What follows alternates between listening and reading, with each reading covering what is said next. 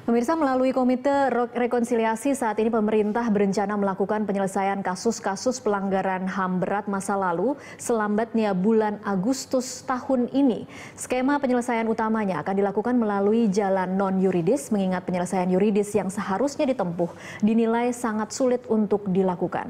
Betapa tidak pelanggaran tersebut terjadi di masa lampau, di mana barang bukti dan para saksinya kini sudah sulit untuk dihimpun kembali. Sementara di lain pihak, sejumlah kalangan menilai penyelesaian non-yuridis atau rekonsiliasi ini terlalu menyederhanakan persoalan dan melanggar mandat Undang-Undang Nomor 26 Tahun 2000 tentang Pengadilan HAM. Lantas bagaimana seharusnya persoalan kelam masa lalu ini diselesaikan? Bersama saya telah hadir di studio Komisioner Komnas HAM, Wakil Ketua Komnas HAM Siti Nur Laila, dan juga aktivis pembela HAM Todung Mulya Lubis.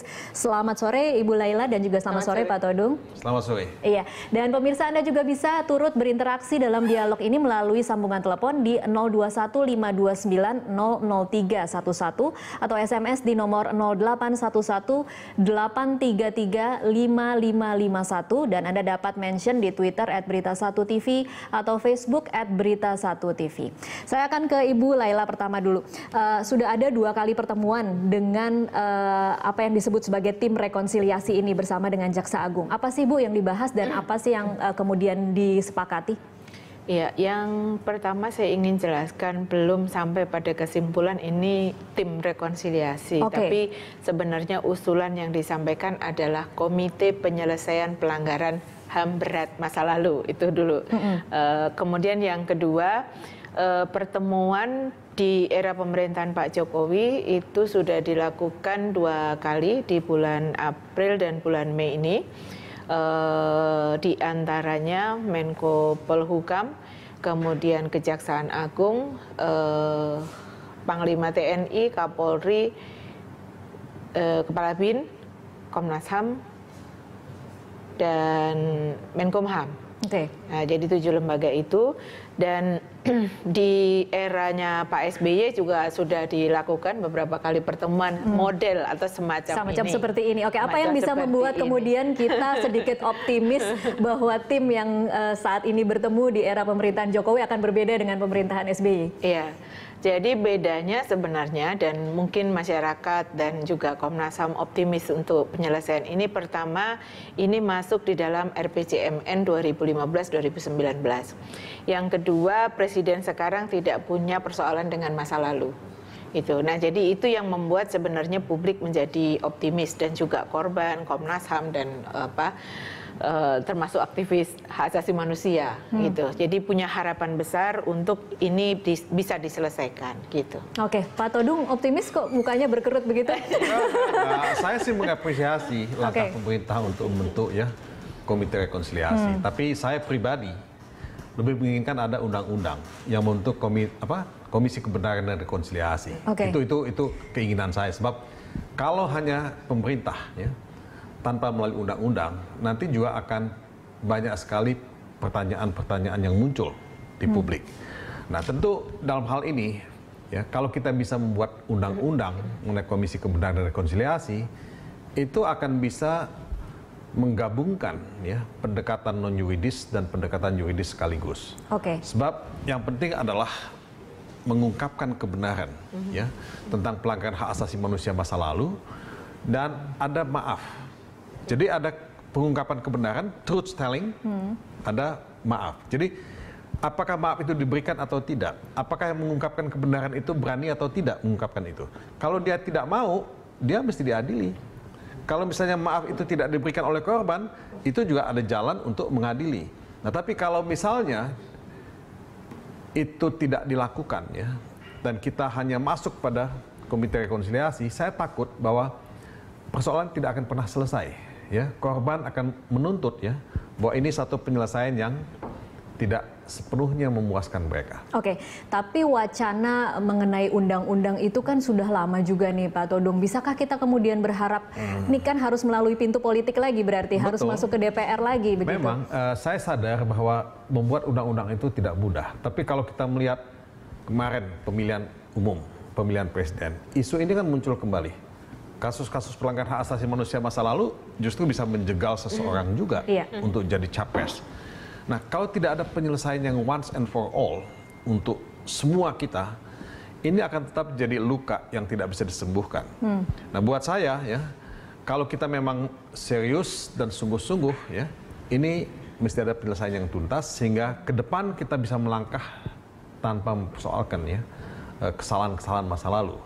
Nah, tapi apakah itu bisa dilakukan ya melalui DPR? Ya seharusnya DPR juga bisa dikomando oleh pimpinan partai politik kalau memang punya komitmen untuk menyelesaikan persoalan ini. Oke, saya kembali lagi ke target Agustus 2015. Dari mana itu tiba-tiba kemudian tim ini mengeluarkan atau komite penyelesaian pelanggaran HAM ini kemudian mengumumkan bahwa kira-kira Agustus 2015 akan bisa terselesaikan? Jadi saya pikir ini kan baru pada tingkat diskusi yang belum ada konklusinya. Jadi ini belum satu kesimpulan yang kemudian bisa diumumkan kepada publik bahwa ini loh cara penyelesaiannya akan dilakukan oleh Pak Komite dan sebagainya. Hanya kalau kita melihat dari berbagai model itu kan penyelesaian ini bisa dilakukan melalui rekonsiliasi atau yudisial. Kemudian bisa diputuskan di dalam keputusan presiden seperti yang disampaikan Bang Todung, juga ada yang diputuskan melalui undang-undang, bahkan ada yang melalui konstitusi. Jadi macam-macam. Nah, kita kan mencoba merumuskan bagaimana jalan Indonesia ini yang terbaik buat seluruh bangsa Indonesia. Nah, ini yang sesungguhnya belum bisa disimpulkan apapun juga. Ini kan baru mengumpulkan berbagai ide dari keinginan korban. Misalnya korban juga bervariasi keinginannya. Jadi korban yang seperti kasus 65 berharap karena ini kasusnya sudah lama dan sebagainya lebih bisa menerima kalau ini rekonsiliasi, dan yang sangat penting bagi mereka adalah rehabilitasi gitu ya. Nah, tapi bagi yang kasus-kasus 98 inginnya yudisial karena merasa bahwa buktinya cukup, kemudian pelaku masih hidup dan sebagainya. Nah, ini kan tentu juga berangkat dari keyakinan masing-masing kan gitu. Nah, kemudian bagaimana penyelesaian kasus itu sendiri bisa juga macam-macam modelnya. Bisa per kasus, jadi 7 kasus itu kemudian diperiksa, mana apakah mau seluruhnya yudisial, ataukah dari 7 ini ada yang non-yudisial, ada yang yudisial, ataukah misalnya juga apakah bisa dilakukan dengan seluruh kejahatan atau kekerasan yang dilakukan oleh negara pada periode pemerintahan tertentu. Nah, itu juga bisa. Jadi berbagai macam yang ini sesungguhnya di beberapa negara yang lain seperti ini modelnya di ini. Nah, itu yang kemudian kita coba kumpulkan mana yang paling mungkin untuk penyelesaian pelanggaran HAM berat di Indonesia ini. Gitu. Baik, kita akan lanjutkan di segmen selanjutnya. Pemirsa tetaplah bersama kami. Pemirsa, sebelum kami lanjutkan perbincangan, berikut adalah 6 kasus pelanggaran HAM berat yang rencananya akan diselesaikan oleh pemerintah. Pertama adalah kasus Talang Sari yang terjadi pada tahun 1989.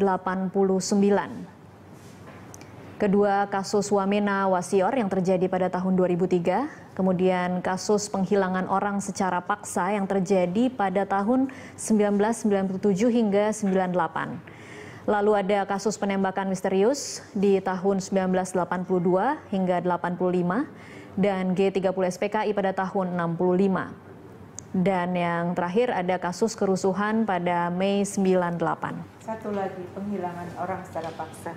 Itu terjadi pada tahun berapa, Ibu? 98. 98, itu tadi sudah disebutkan. Ya, oke. Baik, kalau dari pertama, mengapa kemudian 7 ini yang dipilih sebagai kasus yang akan diselesaikan terlebih dahulu? 7 kasus ini itu kan sebenarnya kasus yang penyelidikannya sudah selesai oleh Komnas HAM dan kemudian sudah diserahkan ke Kejaksaan Agung gitu. Nah, jadi mestinya kemudian dia ditingkatkan ke penyidikan. gitu. Oke, apa jawaban Jaksa Agung kemarin ketika kemudian ini kan sebenarnya mudahnya kan tinggal dibuka lagi berkasnya yang ada di Kejaksaan Agung dan kemudian dilanjutkan kasusnya. Iya, berkali berkas itu bolak-balik. Jadi saya menjadi komisioner November 2012 dan November itu juga kami menerima berkas dari Kejaksaan Agung. Sehingga pada November itu juga kami membentuk tim penyelesaian pelanggaran HAM berat di internal Komnas HAM dan kemudian menjawab bolak-balik suratnya Kejaksaan Agung. Ada dua terkait dengan hukum formil dan hukum materialnya. Oke, dan kenapa tidak dilanjutkan? Rata-rata jawabannya adalah tidak dilanjutkan itu kan nanti bisa ditanyakan ke pihak Kejaksaan Agung tentu karena tetapi jawaban yang diterima oleh Komnas HAM bagi Komnas HAM hukum formil misalnya penyelidikan harus dilakukan di bawah sumpah dan sebagainya, di mana 3 kasus sebelumnya itu tanpa proses itu tidak juga dipertanyakan gitu. Artinya ada standar yang tidak sama. Kenapa? Dulu kan sudah ada 3 kasus yang sudah disidangkan. Nah, itu tidak pernah dipertanyakan secara formal seperti itu dan penyelidikan yang dilakukan oleh Komnas HAM sudah selesai gitu. Jadi dan aturannya juga tidak ada kewajiban sebenarnya dalam proses penyelidikan, penyelidik harus di bawah sumpah dan sebagainya. Nah ini hal-hal yang kemudian bolak-balik yang sesungguhnya sebenarnya persoalannya bukan di situ. Persoalannya adalah pertama soal political will dari pemerintah, yang kedua soal keberanian. Karena ini memang 7 berkas ini kan barang panas lah, kira-kira begitu, yang resiko politiknya juga sangat tinggi gitu. Pak Todung, kalau dari analisa Anda sekarang ini, kalau tadi dikatakan bahwa sebenarnya kan pemerintahan yang sekarang tidak punya beban masa lalu, tapi seberapa optimistis sih kita kemudian bisa berharap bahwa ini akan selesai pada masa pemerintahan yang baru ini? Ya memang tidak ada beban masa lalu, tapi menurut saya pemerintahan kan bukan hanya Presiden Jokowi ya. Pemerintahan itu kan banyak yang lain-lain juga ya. Jadi kalau dikatakan bahwa tidak ada beban masa lalu, mungkin tidak semuanya tidak punya beban masa lalu. Mungkin Jokowinya saja tidak punya beban masa lalu begitu ya. Beban masa lalu, tapi yang lain mungkin punya masa lalu. Nah, itu yang pertama. Yang kedua, timeline sampai Agustus ya. Itu menurut saya sangat optimistis ya. Saya tidak percaya bahwa itu bisa selesai sampai Agustus. Kalau sampai Agustus kira-kira apa sih yang bisa diselesaikan, Pak Todung? Saya kan untuk mendapatkan kesimpulan ya, apa yang akan dilakukan ya, apakah mau melalui pengadilan, apakah melalui rekonsiliasi, apakah komite rekonsiliasi itu sifatnya nasional, apakah mau didesentralisasi. Misalnya begini loh, Aceh misalnya ada DOM ya.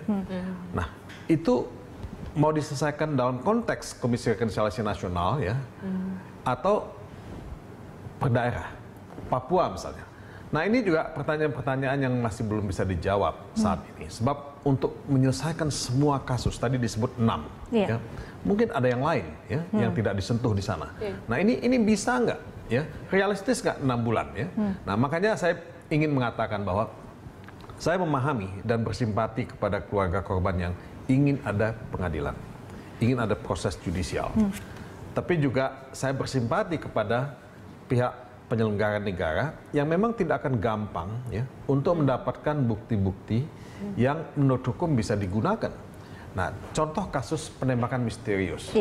Nah, ini udah lama terjadi. Nah, saya sih tentu senang karena saya dari dulu melawan ya penembakan misterius. Tapi saya tidak bisa membayangkan untuk mendapatkan bukti-bukti yang bisa dipakai dalam waktu yang pendek. Kecuali kalau kita memang buat timeline-nya agak panjang. Nah itu pun tidak akan menguntungkan karena timeline itu mesti dibuat pendek supaya bisa ada target yang bisa dicapai. Kalau tidak nanti bisa mundur sampai kapan, tidak manageable. Ya. Nah ini yang saya ingin katakan. Nah jadi saya kira ya dalam waktu beberapa bulan ini kita memang hanya bisa memilih. Kita mau menyelesaikan melalui Komisi Rekonsiliasi yang mana? Ya, yang mana yang harus ke pengadilan ya. Nah ini yang mesti didiskusikan secara sangat detail, sangat teknis oleh masing-masing lembaga ini. Dan tentu saya berharap korban dan pihak pegiat hak asasi manusia di luar pemerintah juga bisa didengar ya masukannya. Oke, kalau kemudian kita pilah salah satu, kemudian misalnya rekonsiliasi terlebih dahulu, karena misalnya tadi disebutkan korban G30 SPKI misalnya, kemudian memilih lebih ke rekonsiliasi. Mekanismenya seperti apa sih? Saya ambil contoh begini, di Belanda baru-baru ini ada pertemuan yang menggagas apa yang disebut International People Tribunal, semacam pengadilan rakyat. Tapi itu bukan pengadilan sebetulnya. Bukan pengadilan dalam artian yang kita kenal. Itu lebih semacam tribunal of inquiry. Jadi tribunal untuk mengumpulkan ya fakta-fakta. Nah dari situ kita coba mengungkapkan kebenaran. Ya. Nah disitulah kita akan melihat apakah kebenaran itu bisa menjadi pembelajaran buat kita ke depan. Nah apakah pemerintah setelah melihat itu mau melakukan rehabilitasi, mau melakukan upaya-upaya untuk ya menyatakan maaf, ya, menyampaikan maaf kepada korban misalnya, ya.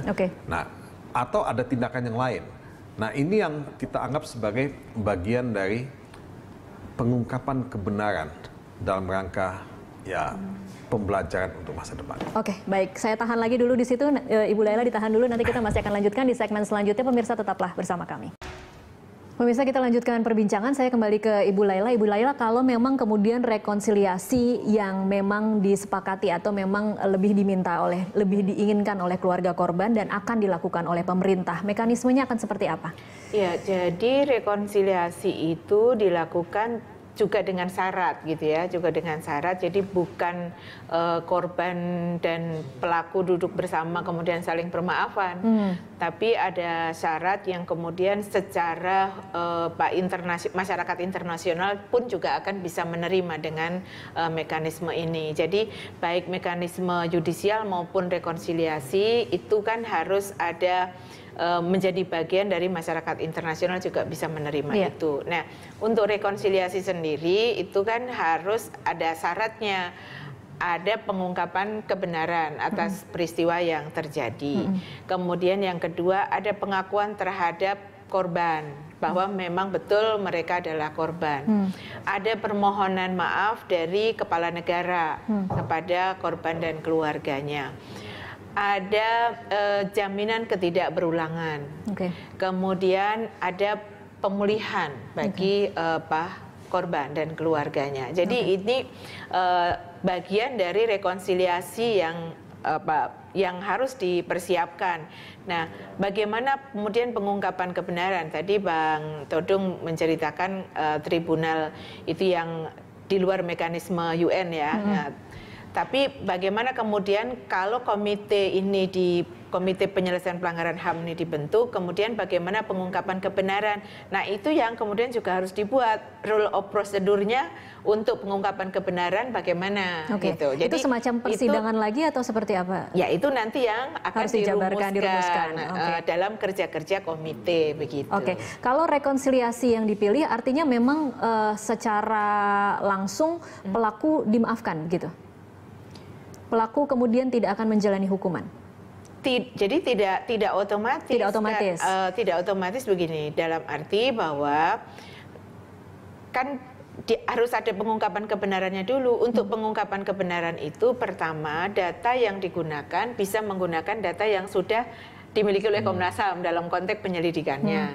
Nah, kemudian kalau kurang maka komite juga mestinya diberi kewenangan untuk memanggil para pihak yang dianggap terkait untuk dimintai keterangan gitu. Masih ada proses seperti itu artinya. Iya. Nah, itulah yang harus dibuat aturan mainnya gitu. Jadi dibuat aturan bagaimana pengungkapan kebenaran itu harus dilakukan.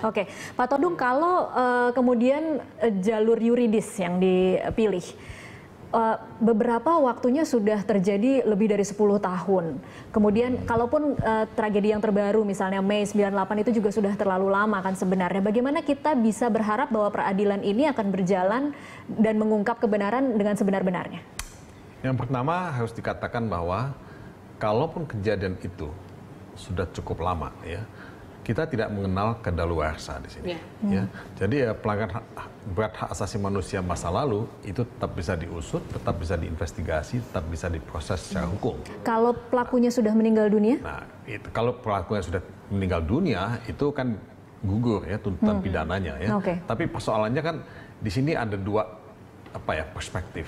Perspektif pelanggaran hak asasi manusia yang menjadi tanggung jawab individual ya atau negara.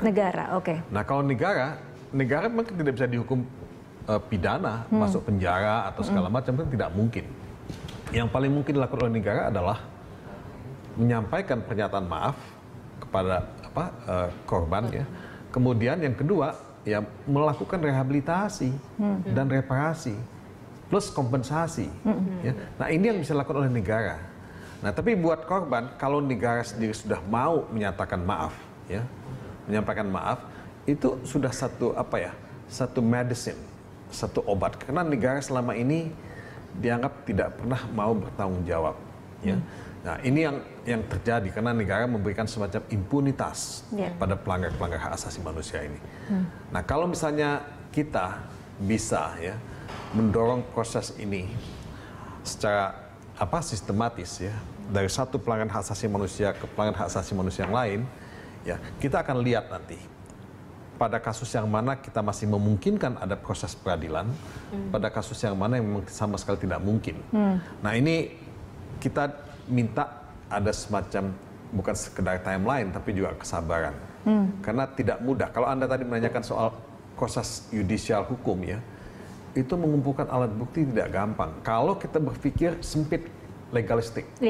Karena kasus pelanggaran hak asasi manusia itu ya banyak yang didasarkan pada testimoni, ya, testimoni dari korban, dari pihak-pihak yang dekat dengan korban, atau pihak yang ikut sebagai pelaku pelanggaran hak asasi manusia juga. Karena ada yang mengaku juga, yang disebut complicity, ya dalam bahasa asasi manusia, pelaku pembantu atau ya saksi mata atau apa. Nah, ini yang saya kira juga mesti dilihat secara satu persatu, kasus demi kasus. Oke, baik. Kita break dulu. Pemirsa tetaplah bersama kami. Usai news update, kami masih akan melanjutkan perbincangan ini. Pemirsa, terima kasih Anda masih terus menyaksikan Prime Time Talk. Kita masih membahas bagaimana pemerintah saat ini sedang berencana untuk menyelesaikan kasus-kasus pelanggaran HAM yang terjadi di masa lalu. Saya sudah memiliki penelpon yang bergabung bersama kami. Saat ini ada Pak Gusman dari Riau. Selamat malam Pak Gusman. Selamat malam. Iya, silakan Pak Gusman. Halo. Iya, silakan Pak Gusman dengan komentar atau pertanyaannya. Ya. Selamat malam. Malam. Ya, kita menyesali terjadinya pelanggaran HAM berat ini.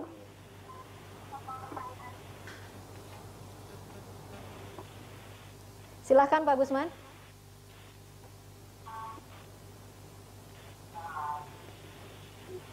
Halo Pak Gusman. Ya, tampaknya terputus. Kita akan lanjutkan perbincangan dulu. Saya kembali lagi ke Pak Todung mungkin. Kalau kita kemudian bisa memberi masukan kepada Presiden Jokowi, harus mulai dari mana? Kan ada undang-undang yang harus kita terus desak untuk bisa disahkan menjadi, ada rancangan undang-undang yang harus kita desak menjadi undang-undang. Kemudian ada juga penyelesaian melalui jalur rekonsiliasi. Tetapi apa yang paling realistis dan paling bisa lebih cepat dilakukan dan paling sederhana untuk dilakukan mungkin Pak Todung?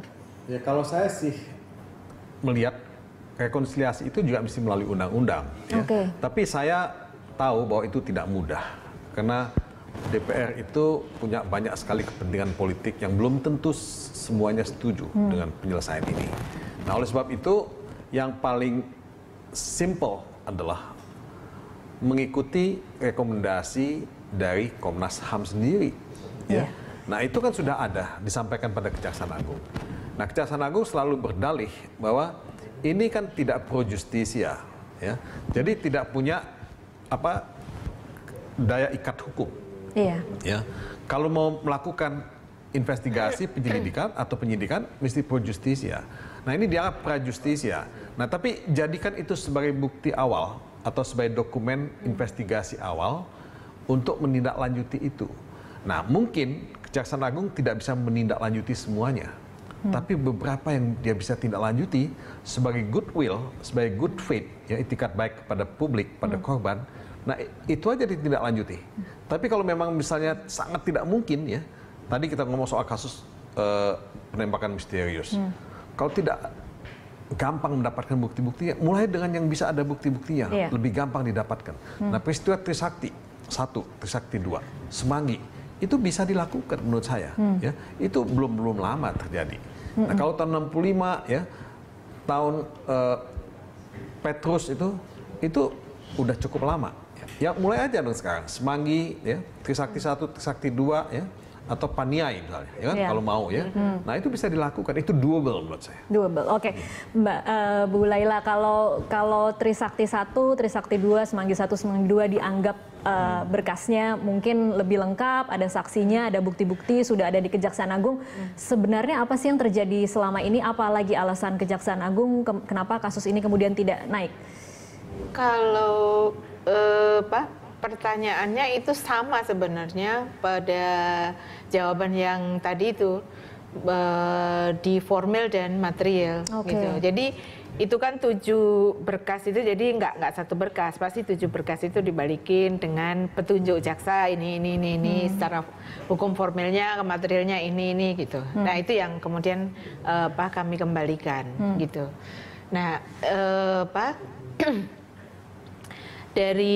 sebenarnya dari beberapa negara, kalau kita lihat itu rekonsiliasi yang dilakukan itu ada yang menggunakan undang-undang, ada yang menggunakan keputusan presiden gitu. Nah, memang kalau undang-undang kan kemudian tanggung jawabnya renteng gitu kan, presiden, legislatif, lebih rata dipikulnya ya. Cuman memang prosesnya jauh lebih panjang. Nah, kalau di dalam RPJMN itu komite ad hoc. Ya, komite ad hoc yang langsung bertanggung jawab kepada presiden gitu.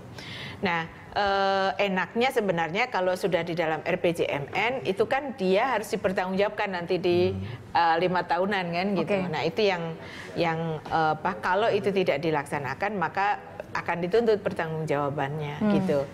Jadi kalau menurut Anda sebenarnya kalau melalui jalur yuridis memang agak berat untuk 7 kasus ini. Sebenarnya baik yudisial maupun non yudisial itu dimungkinkan saja dua-duanya gitu. Nah, cuman kan memang tadi terkait dengan soal karena proses pembuktian ini sudah lama dan sebagainya. Nah, itu kan ada pertimbangan tersendiri. Termasuk juga kan kalau proses yudisial kan menggunakan Undang-Undang 26 tahun 2000. Kalau non yudisial kan harapannya menggunakan langkah, jadi menggunakan putusan Mahkamah Konstitusi yang dulu membatalkan Undang-Undang KKR. Nah, jadi di dalam putusan Mahkamah Konstitusi itu bahwa presiden diperbolehkan membuat langkah politik. Nah, itu yang untuk penyelesaian pelanggaran HAM. Seberapa realistis atau seberapa bisa kita berharap bahwa Presiden Jokowi akan mengeluarkan kepres yang akan kemudian menjadi payung hukum, Ibu Laila? Ya, kalau kemarin kemudian dari rapat itu kalau dilihat pada RPJMN-nya dan kemudian dijalankan, ya itu durasi waktunya 2015-2019 gitu. Bisa dilakukan di tahun mana saja, Kalau membaca itu, dan itu adalah komite ad hoc gitu, dan keputusannya adalah keputusan presiden langsung bertanggung jawab kepada presiden gitu.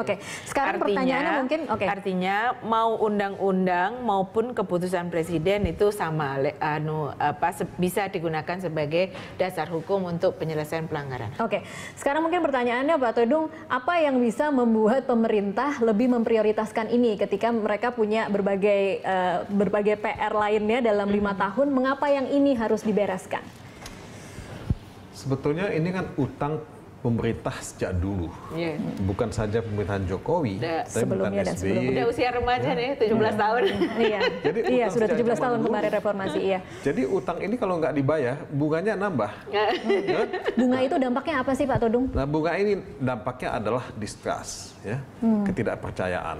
Nah, kalau kita memang ingin, ya, membangun nation, yang tidak ada luka-lukanya ya. Nah ini mesti diselesaikan. Luka ini kan nggak akan pernah bisa sembuh, akan semakin ya tidak bisa disembuhkan kalau tidak diselesaikan. Jadi ini secara filosofis kita bisa sebut seperti itu. Ya. Jadi kenapa ini mesti diselesaikan? Padahal banyak persoalan-persoalan yang lain. Ya. Nah persoalan yang lain ini lebih banyak juga yang sifatnya mungkin jangka pendek. Ya. Itu betul-betul harus diselesaikan. Tapi ini kan jangka panjang yang sudah sejak dulu menjadi hutang. Ya. Nah bangsa ini akan tidak mungkin ya bisa memulihkan sense of belonging, kebersamaannya sebagai bangsa, kalau persoalan pelanggaran hak asasi manusia berat ini tidak bisa diselesaikan. Dan kos yang harus dibayar itu mahal tidak sih ketika pemerintah ingin membayar hutang? Kalau ini kita kemudian berfilosofi ini hutang ada bunga, kosnya itu sebenarnya mahal tidak sih Pak Todung ketika harus melakukan permintaan maaf tetapi diikuti dengan serangkaian persyaratan rekonsiliasi lainnya? Ya akan sangat mahal ya, akan sangat mahal dalam artian bahwa cohesiveness kita ya, kebersamaan ya, soliditas kita sebagai bangsa itu akan terusik terus. Nah, kunci dari demokrasi adalah pelanggaran hak asasi manusia, adalah penghormatan terhadap hak asasi manusia. Ya, kunci dari peradaban manusia ya, itu juga adalah rasa hormat terhadap hak asasi manusia. Nah, kalau kita tidak memenuhi ini ya, memang kita akan selalu menjadi bangsa yang dianggap ya punya beban sejarah. Nah, beban sejarah inilah yang menurut saya tidak harus kita bayar. Oke, kalau kita penuhi, apa jaminannya bahwa di masa mendatang ini tidak akan selalu menjadi sesuatu yang diungkit-ungkit ketika